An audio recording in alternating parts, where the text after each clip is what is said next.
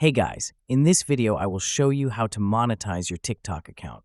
Alright, let's begin. First, open the TikTok app and tap on Profile in the bottom right. Then tap the three lines in the top right corner and go to Settings and Privacy.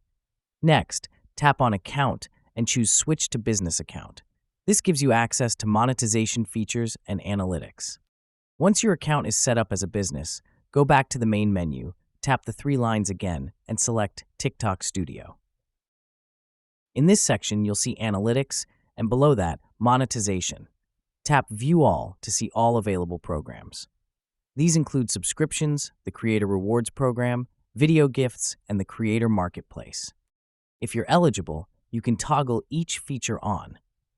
If you're not eligible, such as not having 10,000 followers, tap Notify Me when I'm eligible to receive an alert once you meet the requirements. Once you're approved, you'll start seeing your earnings at the top under Estimated Rewards. When your balance reaches the required threshold, you'll be able to transfer the money directly to your bank account. So, that's basically how you can monetize your TikTok account. And that's it for this video. If you find this helpful, consider subscribing and giving this a big thumbs up. Thanks.